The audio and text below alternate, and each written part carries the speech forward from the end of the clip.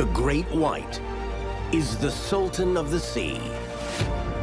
Typically, it spends its days hunting, swimming, and jumping. But as of 2010, just off the coast of Australia, this apex predator starts acting strangely. My right leg just looked like minced meat. 64 terrifying attacks transform Australia's western coast into its deadliest. I'm just thinking, what can I do to stop this? What's caused these sharks to go on a killing spree? And could it indicate a shift in the species worldwide? It's imperative that we find out why these attacks have occurred. People are scared to go back in the water.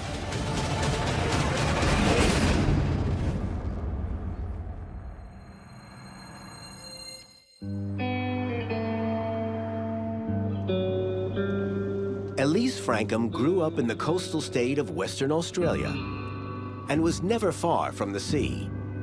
The ocean has played a very, very large part of my life. I feel a connection. I feel at home.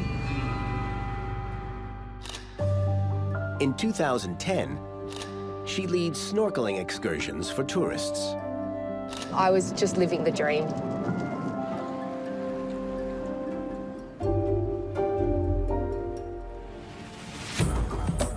Known for its rugged natural beauty, the state of Western Australia is the site of more than 12,000 miles of stunning shoreline. Year-round, swimmers and surfers flock here in droves. But they're not the only ones enjoying these waters. Around 100 different species of sharks call Australia home. From the sleek and slender blue shark, known for its indigo hue, to the wildly patterned wobbegong, renowned as a master of stealth, and the polka-dotted whale shark, famous as the largest fish in the sea. These species are all considered harmless to humans. But the world's most dangerous sharks swim here too.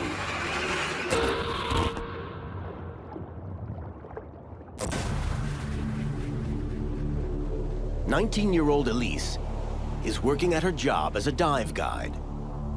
So I was about 3/4 of a mile offshore. And we'd just gotten all the tourists in the water as well. To her delight, a familiar animal comes to play. It was a local dolphin. He'd swum with her many times over the years, and she had just had a calf. Excited tourists gather around. But Elise notices something is off.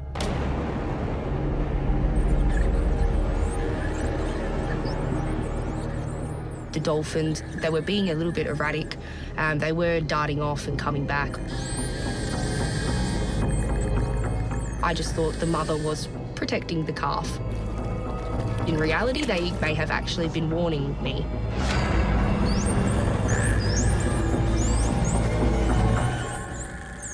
And then that's when it happened.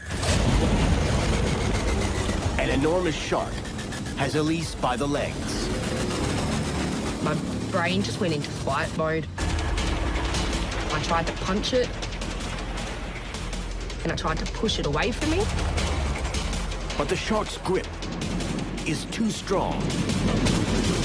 I was in complete shock. Seeing the struggle, one of the other snorkelers dives to her aid. He wrapped his arms around the shark and just essentially wrestled it off of me. He's definitely saved my life. Elise is pulled from the water, but her leg is ripped to shreds. That's when I realized the extent of my injuries. My right leg just looked like minced meat. Elise is airlifted to the hospital, where doctors attempt to save her mangled leg. It was a 6-hour surgery. They stopped counting at 200 stitches. But in the end, the operation is a success. And Elise maintains the ability to walk. I still swim in the water, but I've learnt more of a respect towards sharks, the true power and the greatness of them.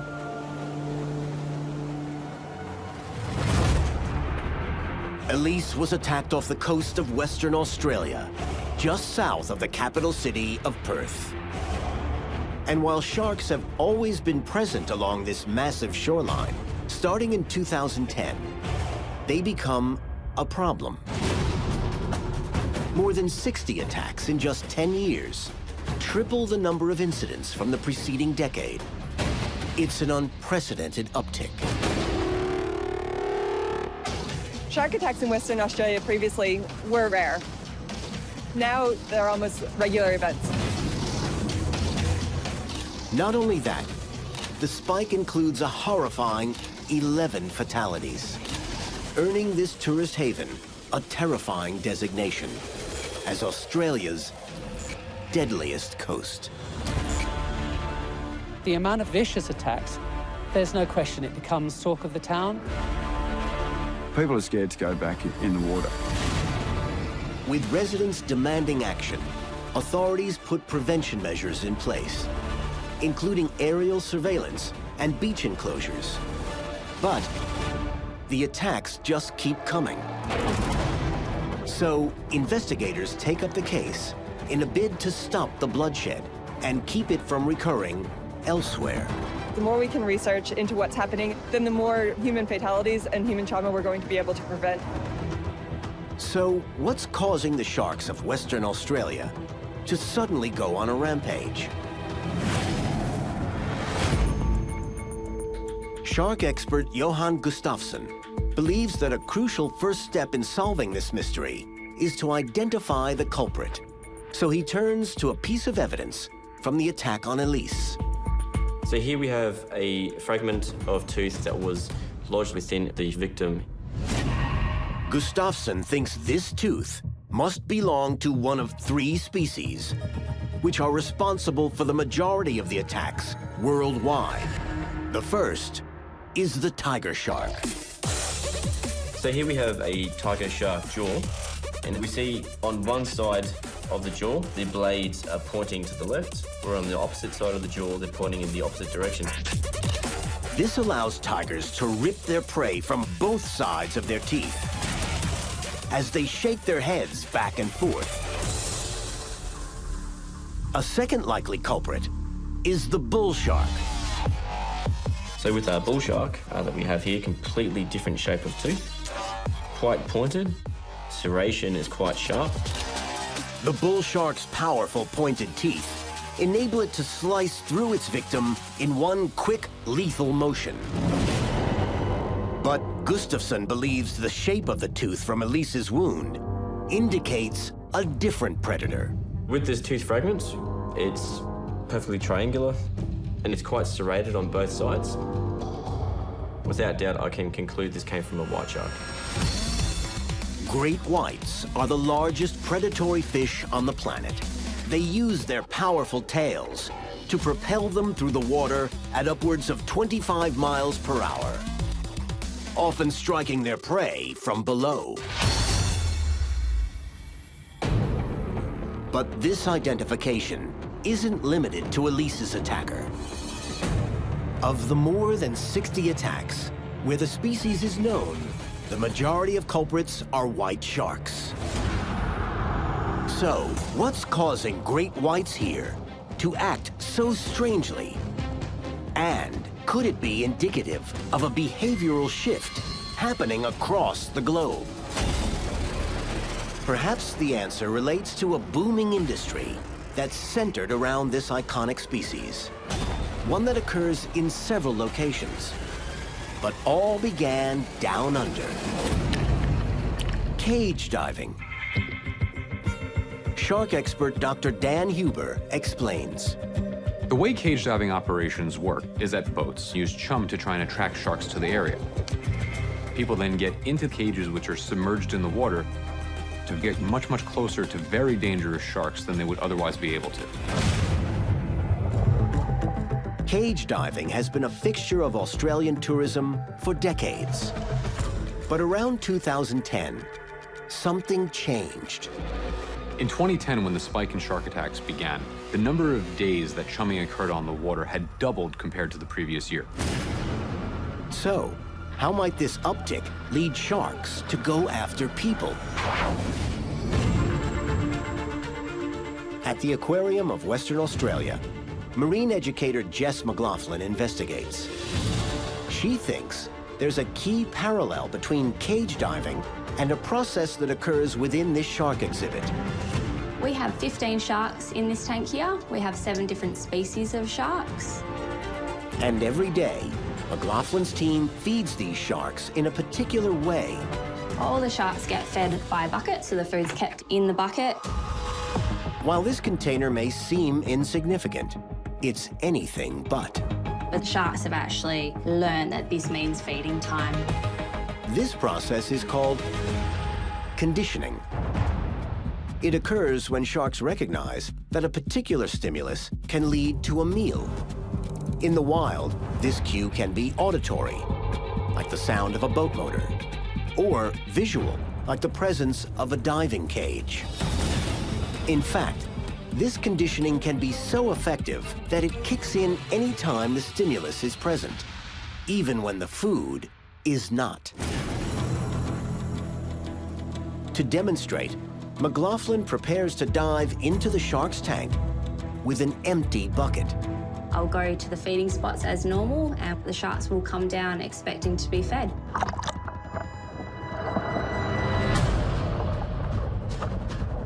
McLaughlin descends into the tank, and before long,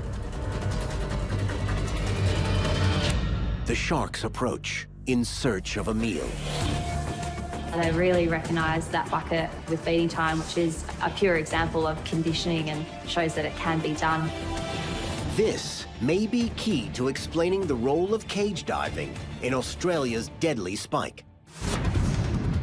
Because by chumming the water, tour operators are potentially conditioning sharks to make a dangerous association with the very hand that feeds them. There's definitely a possibility that sharks have associated people with food because of cage diving in Australia. So, if cage diving can teach sharks to equate people with food, could this adrenaline-inducing activity be to blame for the attacks in Western Australia? And maybe even other incidents around the globe?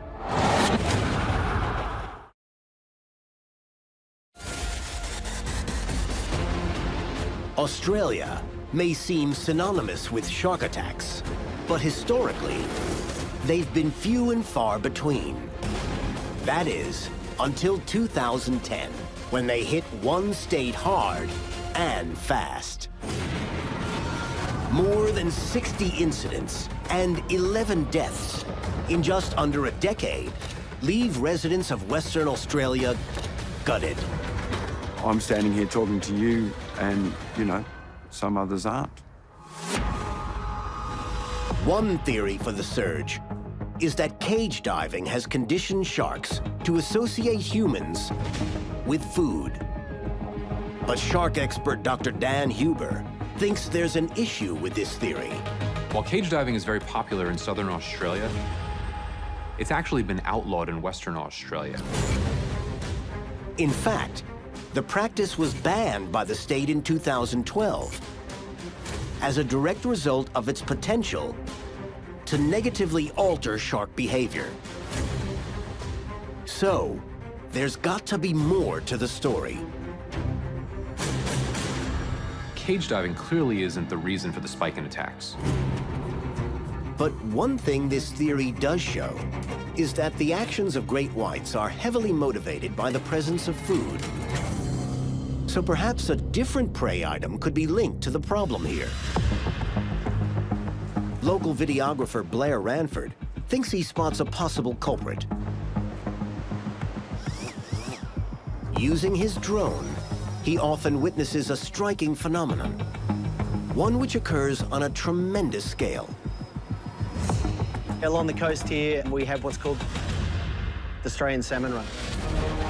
The Australian salmon run refers to the annual migration of these large oceanic fish. Every fall, they head westward along the coast to spawn, and they do so by the thousands. We see bait balls the size of 200 to 300 foot coming along the coast, and the salmon come really, really close to shore. That's where all the fishermen come to target them. But something else is targeting the salmon as well. Sharks. The hungry predators can often be seen following these mobile buffets, sometimes in large numbers. And one of the ways they track these fish is truly incredible. To explain, Johan Gustafsson uses a roughly 2-foot-long dogfish shark specimen.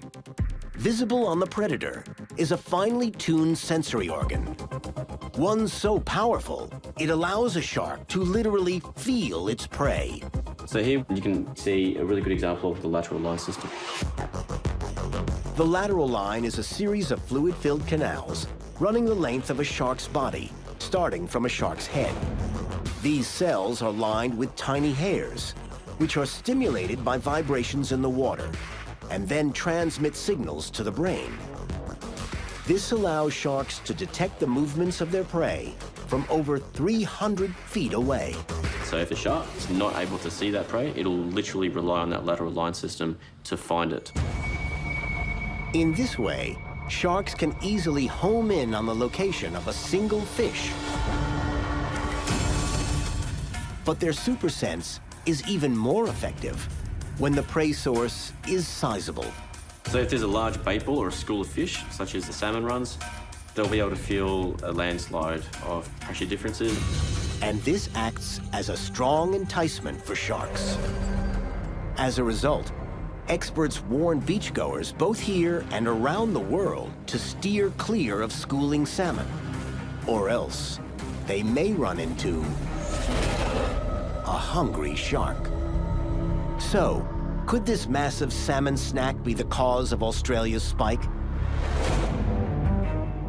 While experts have indicated that the salmon could indeed be attracting hungry sharks, it's also clear that salmon have lived and migrated along the Australian coast for years, long before the recent spike in attacks.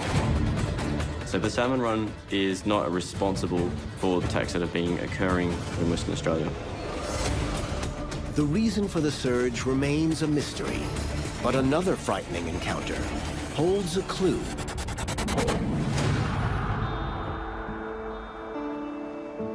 Matt Palella has loved the sea since childhood. Growing up in Western Australia, we're always outdoors, fishing, surfing, just enjoying the coast, basically. In 2014, Matt spends much of his free time spearfishing alongside his good friend, Jay Muscat. Jay was very boisterous, very cheeky. We'd dive together easily over 100 times.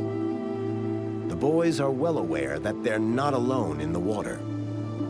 We always knew that sharks were going to be a risk, but you never think it's going to happen until it does happen.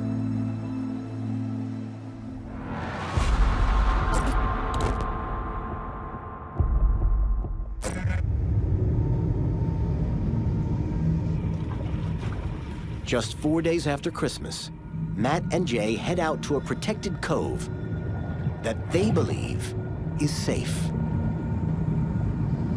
Jay and I dived that same place the day before and seen a lot of good fish.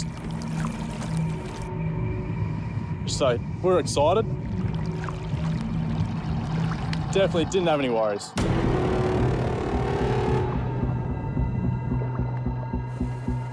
We'd been in the water for about an hour and a half. And then we decided to turn around and start swimming back. But before they head in, Matt takes one last dive. As I kicked forward, the shark hit me.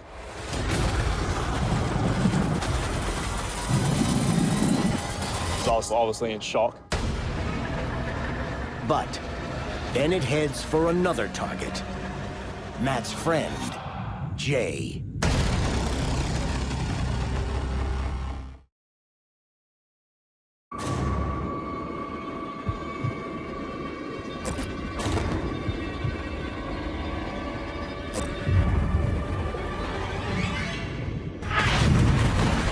A massive white shark rams teenager Matt Palella, then turns toward his friend, Jay.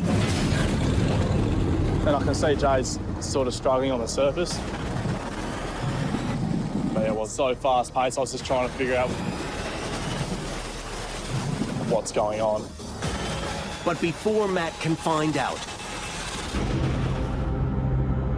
the shark returns to him. I'm just thinking, what can I do to stop this? I've got a loaded spear gun in my hand. And I decide to pull the trigger.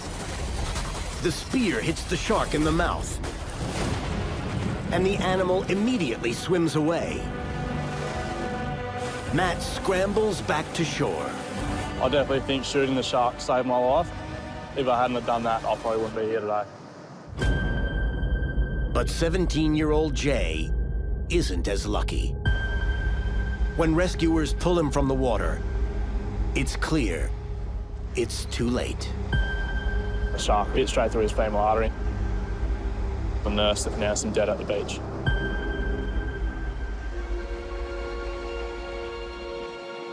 I was just gobsmacked. Me and Jay, we became really close. Based like brothers.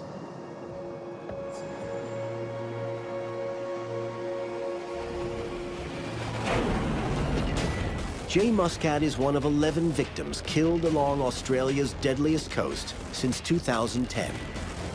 Almost triple the number of fatalities of the previous decade. And locals fear it's not over yet. When an attack happens, it's gut-wrenching. And no one can give you a guarantee. We could have a shark attack at any time.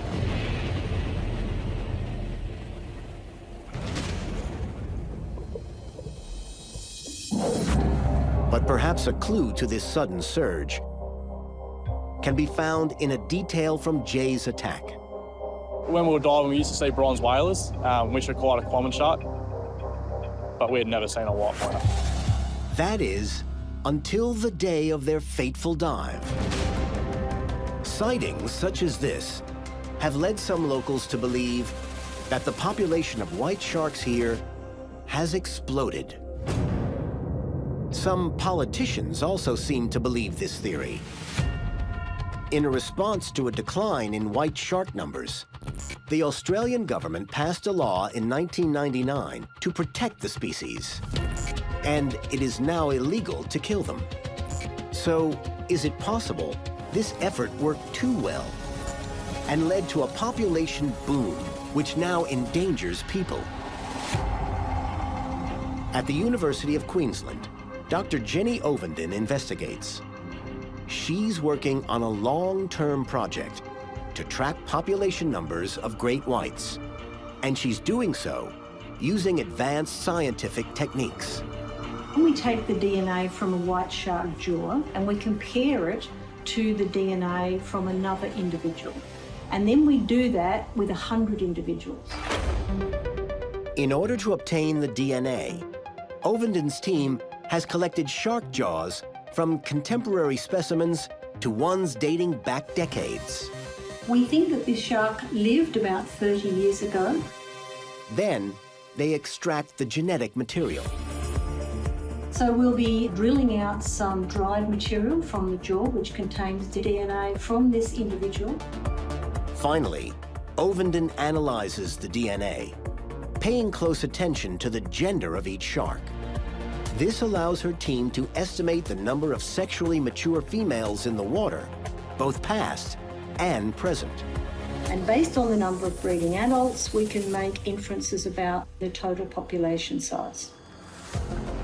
Ovenden's research is still ongoing, but although she doesn't yet know the number of breeding females in the water, she thinks there's something else about the mating process that's key to understanding the attacks. White sharks have a similar reproductive biology to humans. They don't actually have very many offspring per shark, and the sharks grow quite slowly. In fact, great whites aren't sexually mature until around age 15, and they only give birth to around 7 pups every couple of years.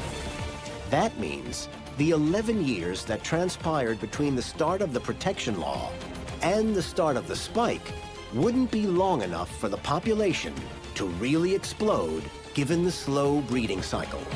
So it doesn't really make sense that the populations could have increased in such a huge amount in a fairly short time. Perhaps the answer to this bizarre oceanic occurrence is related to a different marine phenomenon, one with enormous swirling power that's only recently been discovered. And it doesn't just happen in Australia.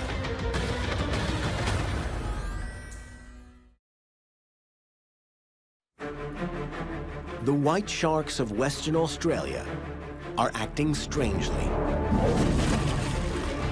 Starting in 2010, they attacked more than 60 beachgoers in less than a decade, leading some to question whether the behavior of this apex predator has changed, not just here, but everywhere. I think everyone is absolutely keen to find out why attacks go up, because it has such an impact on everyone who uses the ocean. Perhaps the shark's bizarre behavior could be linked to another odd phenomenon, witnessed at the very same time. In 2017, scientists poring over satellite images of the Australian coast observed something they've never seen before, a rare rotating mass of water called a double eddy. An eddy is a swirling aquatic formation, much like a whirlpool. It's caused by powerful ocean currents, which move across the sea for miles. But sometimes, two of these spinning maelstroms can combine. Marine ecologist Johan Gustafsson demonstrates. So right here we've got a tank of water, and what we're going to try and do is simulate a double eddy. First, he uses a plate to create turbulence in the water, forming two separate eddies. There we go. To illuminate the swirls, Gustafsson adds red dye to the tank. Each eddy spins in an opposite direction.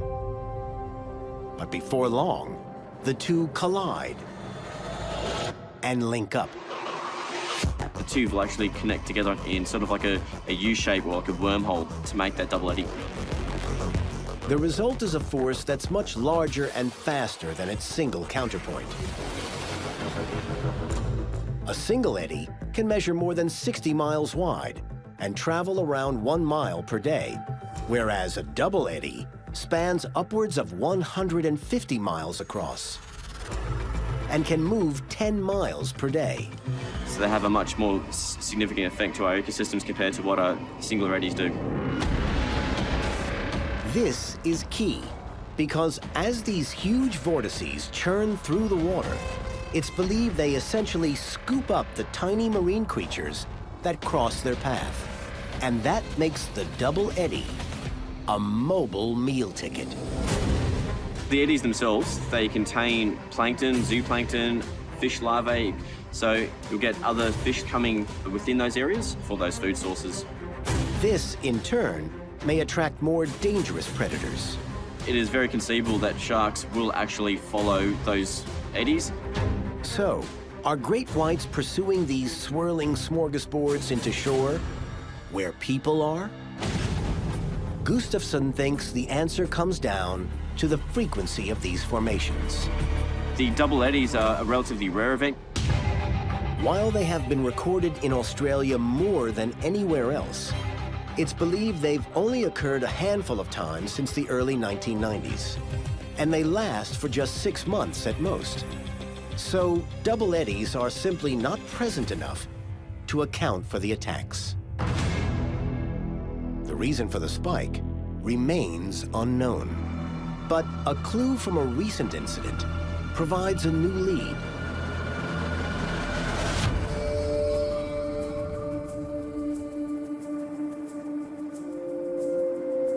I've lived and breathed surfing my whole life. I would surf every day if I could.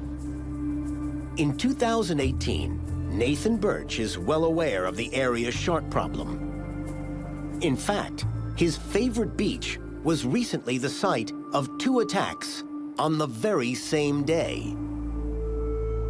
But the 21-year-old still regularly rides the waves there anyway. And the thoughts of sharks, it's on top of everyone's mind. But when the waves are good, it's just natural to want to go surfing.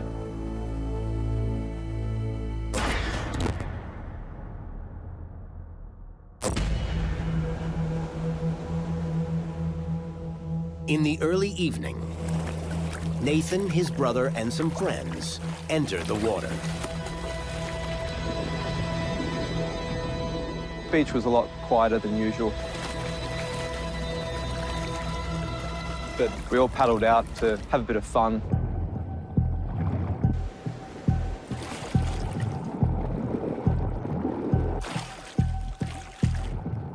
We were surfing for about an hour and a half.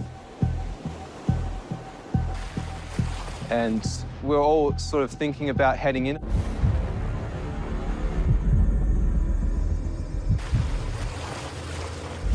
So I was sitting on my board,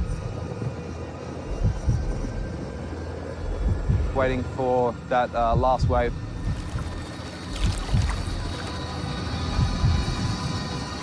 And it all started from there.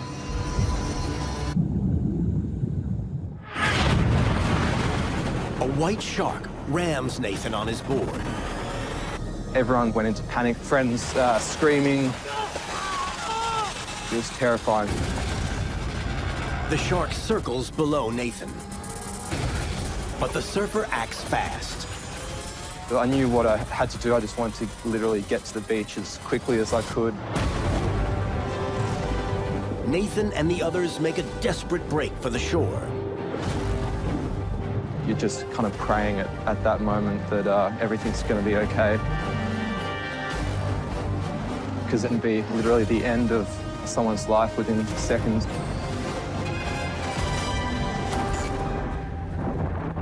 But everyone makes it back unharmed.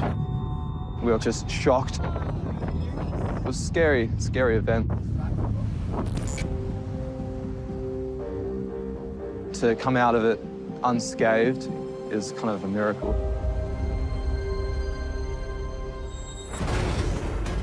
Nathan Birch is just one of more than 60 people who have been attacked off Western Australia since 2010.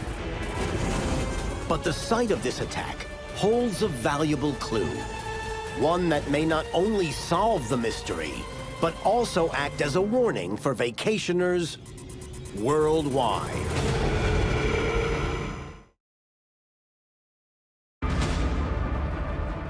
Western Australia is under siege from sharks. More than 60 attacks, mostly by great whites, in just under a decade. The shocking victim count includes 11 fatalities, making this the country's deadliest coast. I definitely think people are scared to go back in the water. Everybody wants to know what's causing this spike of attacks, but nobody knows. However, a detail from the recent attack on Nathan Birch may hold a sizable clue. On the day of the attack, within 3 miles of where we were, there was whale carcasses. Whales are a common sight in the waters off of Australia.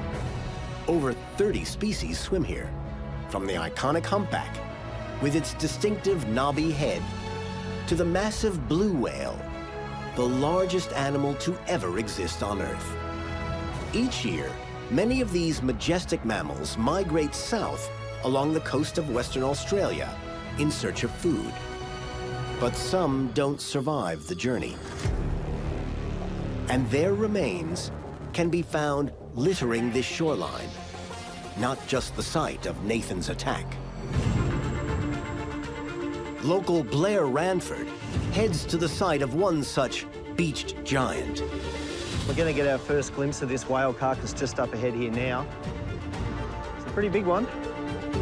According to Blair, deceased whales, like this humpback, are an increasingly common sight. We're seeing the whales washing up more and more regularly in bigger numbers than we used to. Earlier this year, we had a number of shark attacks and a spate of other incidents. And it was a time of year when we don't normally see a lot of great whites along the coast here. But during that period of time, we had well over 100 whales wash ashore. So, how might this influx of whales impact the area's sharks? Dr. Blake Chapman is a biologist and shark expert. To investigate, she takes to the water. We're just heading offshore from Perth. This is quite a popular whale migration route.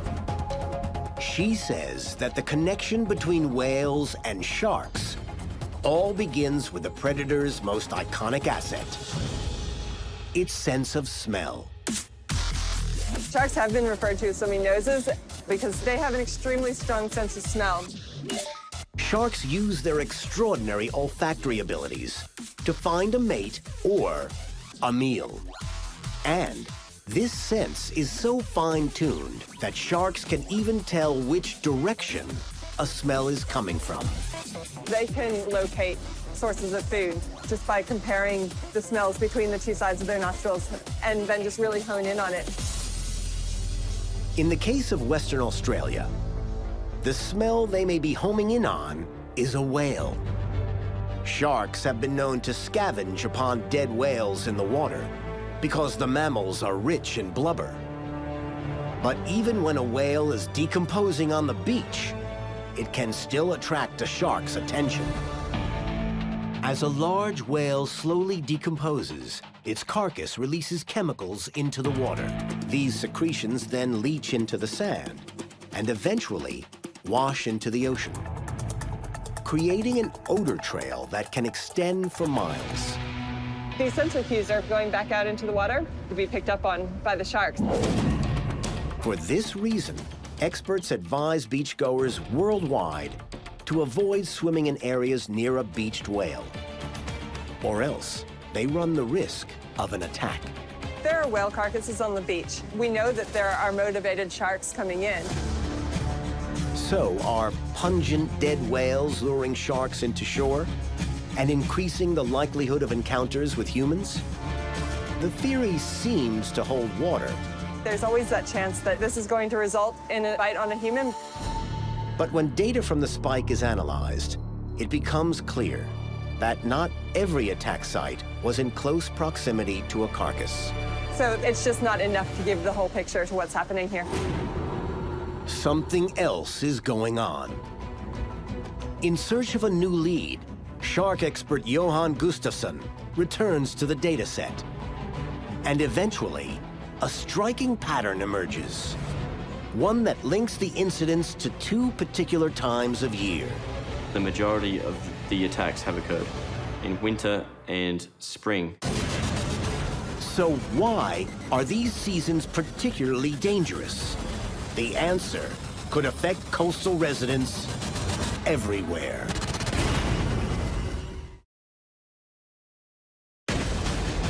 Great whites are wreaking havoc in Western Australia. More than 60 attacks, including 11 fatalities, in just under a decade, have some fearing that the actions of this species are taking on a chilling new pattern. But investigators may finally be on the verge of unraveling this bloody mystery.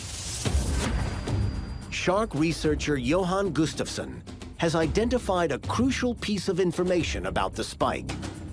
The majority of the attacks took place during two seasons, winter and spring. In Australia, winter and spring span the months of June through November. During this time, air temperatures are still warm enough to attract beachgoers. But water temperatures have dropped, and Gustafsson thinks this shift in the sea is the reason that these two seasons are so dangerous. Winter and spring is when the water is cooler. Those sharks are found throughout the world's oceans, in climates ranging from the tropics to the Arctic. Cooler water temperatures are especially attractive to one species of shark. The same species responsible for the majority of the attacks on people in Western Australia and around the world. Great whites. White sharks are more commonly found in cooler waters because they have an adaptation that allows them to maintain a warmer body temperature compared to the surrounding waters. This process is called thermoregulation. It enables white sharks to elevate their body temperatures to higher than that of the surrounding sea. By doing so, they are able to hunt in colder conditions. It's an incredible ability. And it's all possible thanks to a unique element of white shark biology. White sharks have two types of muscle tissue, red and white, and they use that red muscle tissue to actually create body heat.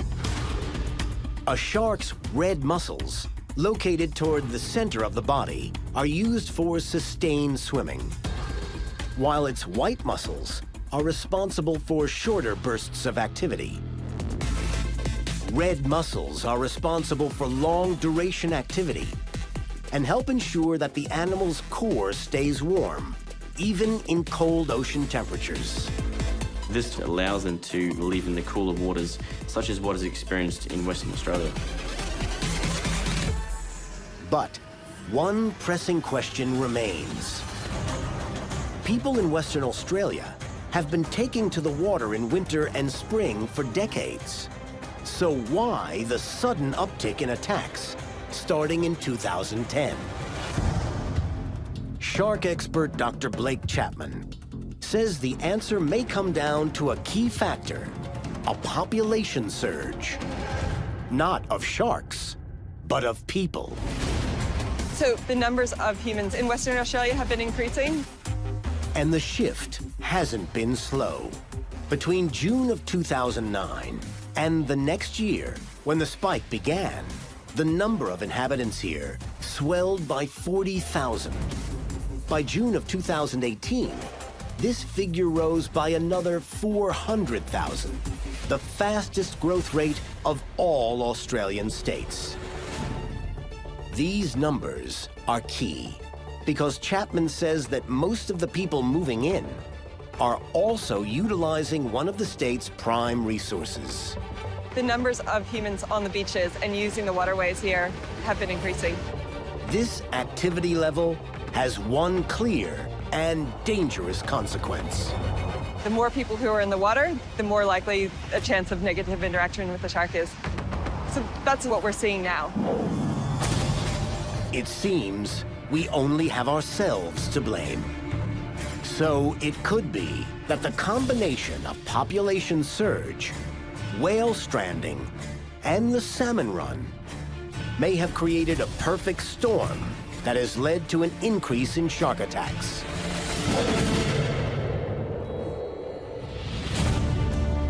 As the spike continues, authorities in Western Australia remain dedicated to pursuing prevention measures. And beachgoers worldwide can take solace in the notion that the behavior of the ocean's greatest predator isn't changing to include routine attacks on humans. They're not out there to eat us. They're not out there to kill us. They're absolutely incredible animals.